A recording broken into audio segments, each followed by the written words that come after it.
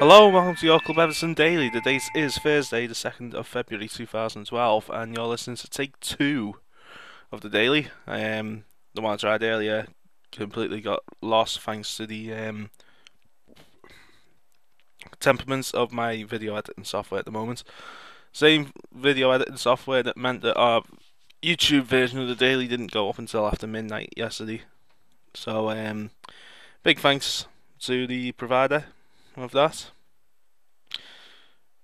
Wasn't cheap either. Anyway, what's going up in today's daily? Well, actually, before we do that, final reminder, of course, that tonight is Folletonians Live. It's going to be at the Walkabout in Concert Square in town tonight at 8 o'clock. If you're in Liverpool, fancy talking about Everton, fancy having a drink, having a laugh with a few blues, and of course Eric and Ped, the host of the Folletonians podcast, and get your ass down the Walkabout for 8 o'clock, and you'll be able to sit back, have a laugh, and get involved in the chat and all sorts.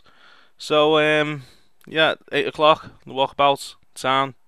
If you can't make it there, they're going to be streaming it live on Ustream. I'm going to put the link to the Ustream channel in the description for today's daily, so keep your eye out for that. Alright, so what's coming up in today's daily? Well, news.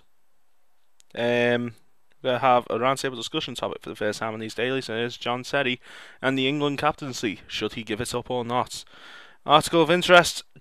It's going to be York City in an all too familiar scenario for Blues. And we're going to finish off with the gossip column. So let's get straight down to it and start with the news. David Moyes believes that Everton found the right man in the right place, at the right price, in the shape of Nikita Jelavic. 26-year-old has signed a 4.5-year deal with the Blues following his deadline day switch from Glasgow Rangers. His arrival ends the hunt for a new striker, and the Blues boss believes he signed a man with real pedigree. He said to Everton TV, "He has a good record, he's a Croatian international. I'm sure they'll go to European Championships this summer. So we always try and bring in the right players at the right value, and hopefully we've got that in Nikita.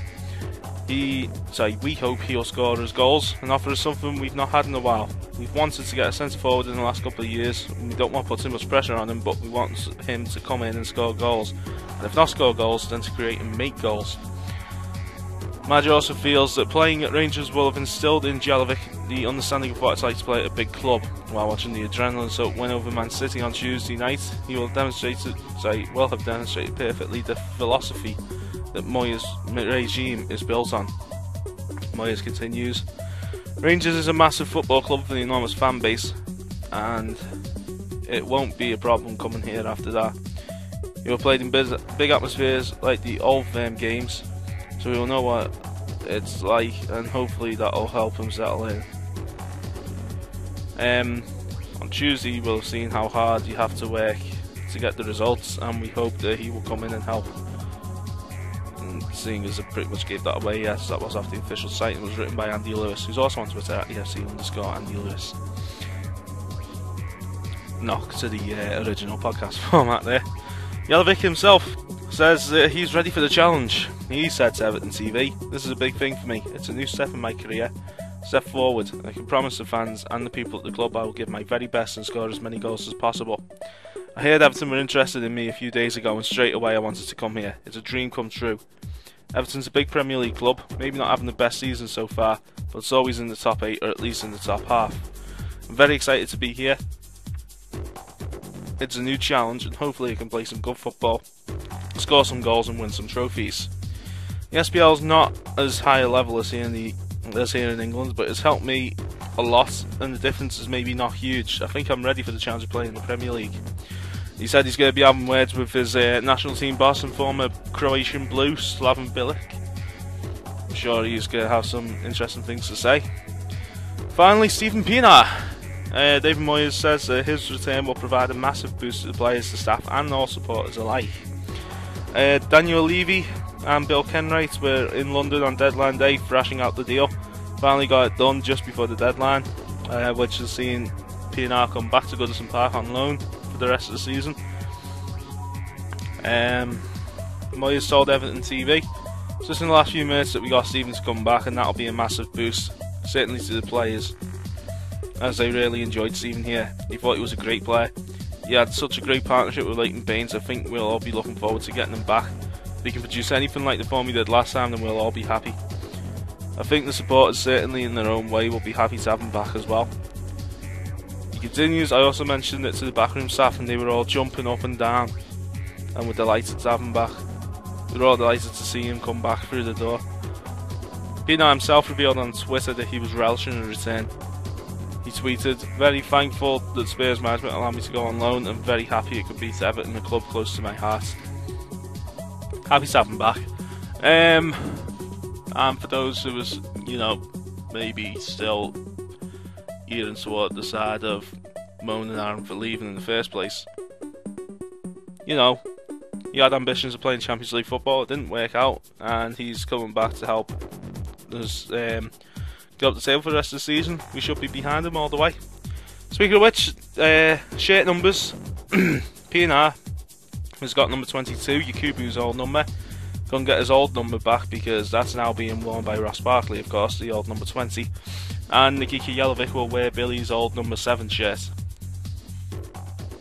Right, so that's it for the news. Roundtable discussion topic time, and it is John Terry on the England captaincy. He says he's not going to stand down, even though he is currently facing a trial for making racist allegedly making racist comments towards QPR's Anton Ferdinand. Chelsea defenders due to face charges on the 9th of July after an incident involving QPR's Anton Ferdinand in the team's Premier League match in October.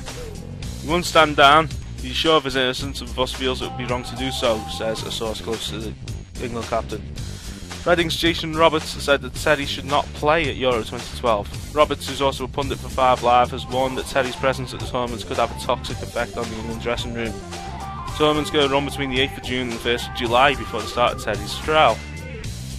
Roberts took to Twitter and said, I've seen the Ferdinand case has been put back. On this basis, I don't believe that the England captain should go to the Euros. Also, more importantly, believe me, the dressing room at the Euros will be toxic unless the correct decision's made. Damien Collins, MP, who's part of the Select Committee for Culture, Media and Sport, also added his opinion. He said on Twitter, John Terry should stand aside as captain until the case is resolved and any doubts either way removed. So a load of people are coming in on Terry's back, trying to convince him to give up the England captaincy. There's some details on the trial. Trial date was set after a hearing at Westminster Magistrates on Wednesday. The Crown Prosecution Service said that Terry is accused of a racially aggravated public order offence, which carries a maximum fine of £2,500. Immediately after Wednesday's hearing, Terry issued a statement through solicitors Grosvenor Law. He said, now that the court has fixed a date for trial, Mr Terry looks forward to the opportunity to clear his name. Mr Terry has consistently and resolutely maintained that his well-publicised remarks were made in the belief he was being accused of racist abuse by Mr Ferdinand. Mr Terry was shocked and disgusted by the accusation at the time. Mr Terry denies making any racist statements and will establish in court that he's not guilty of any such offence. The FA's not made any comments, and England coach Fabio Capello is unlikely to make any public statement until the days before England's friendly with Holland on the 29th of February. Chelsea play Man United, the club of Rio Ferdinand, Anton's brother and Terry's predecessor as England captain, this weekend. So that's going to be an interesting one to look out for. Also, I'll just point out, I know we said we're going to do the gossip column. We're not. In order to keep the time down. I know we've not got a time limit anymore, but at the same time I don't want to drone on and drone on and drone on for like 25 minutes or so each day, because I know it's going to piss you off and it's going to piss me off doing it, frankly, because I sound my own voice irritates me sometimes. But anyway, that's the roundtable discussion topic, and the reason why it's called the roundtable discussion topic is because we want you to discuss it, and there's plenty of channels for you to do that, and we'll tell you about those at the end of the show. Alright, so we'll finish off with our article of interest, which is York City's move makes financial but not romantic sense. This is from When Saturday Comes. See if any of this sounds familiar to you. Our city, our team. It's a statement that greets readers logging onto York City's official website. Sadly, it seems inevitable that in the near future these sentiments will no longer be appropriate. After nearly 80 years of calling Bootham Crescent's home, a planning application has been submitted to the council that would see City move to a new home 3 miles out of town on the site of the Monk's Cross shopping centre. Bootham Crescent, situated on the terrace streets of Bootham, just a wayward free kick away from the bustle at the city centre, is no longer wanted by the club's directors due to its lack of corporate facilities and the inability to provide income away from match days. The proposal to build a new 6,000 capacity stadium to be shared by York City and York City Knights, the rugby league club, is just a small part of a wider expansion plan from the owners of Monk's Cross Shopping Centre, the Oakgate Group, which includes plans for Marks and Sparks and John Lewis department stores. The proposed stadium for York is merely a sweetener from Oakgate Group to increase the likelihood of their expansion plans being approved. There's little doubt that the financial case for moving the club is strong, with Bootham Crescent having to be constantly upgraded to keep it fit for purpose, and with a new stadium being capable of bringing in outside income, many fans have reluctantly accepted the need for a move. The unsettling part is that the cost to the club in terms of alienation of its supporters. Bootham Crescent is established alongside Gothic cathedrals and 11th century castles as one of York's many landmarks. When the new stadium is given the go-ahead, fans accustomed to making a short walk out of the city walls to match may resent having to trade their pre-match pub visit for a latte in Asda Cafe.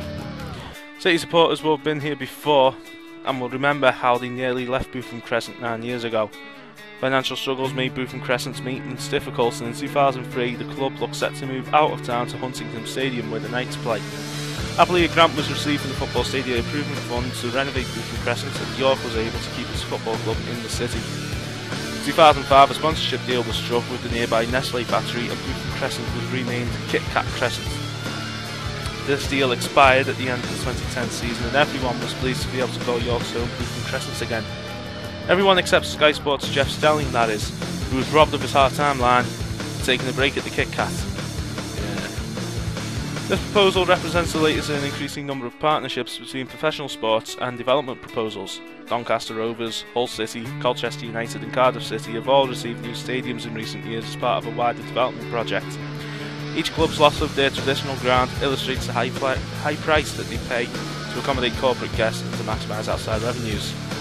A free stadium courtesy of Oakgate Group in an out-of-town location would undoubtedly be financially beneficial to York. A decision on the development proposal of this will be made by the council in the next few weeks and is likely to gain approval. Once approval is given, York City and its supporters may reflect that the statements "our city, our team" is no longer applicable to the football club. The stadium may be free, but it's the real cost that will be paid by disillusioned supporters. That was written by Adam Lees for When Saturday Comes Online, wsc.co.uk. You can read that and many other fine articles like that on that site. Alright, so that is it for today's daily. Thank you very much for listening, and before we let you go, social media links are all in the description, whether you're on Facebook, YouTube, Twitter. You know what, I've not put them on Google Plus in a while. Shit. Just realised. I'll be posting them on the Google Plus page as well for the 5 or 6 of you who are on there. That's about it. Don't forget, follow Tony's Live tonight, 8 o'clock, the walkabout on Constant Square in the Liverpool City Centre. If you want to talk about the Blues, have some fun, have a couple of drinks with your fellow Blues, get your arse down to the walkabout for 8 o'clock. Alright, so that's about it for today's daily. Thanks for listening, we'll see you tomorrow. Guess what I forgot to do? Forgot to mention that Club Everton Dailies are brought to you by Hans Tours, the official travel partner of clubeverton.co.uk. For more info, visit hanstours.co.uk or give Han a ring on 077 521 21395.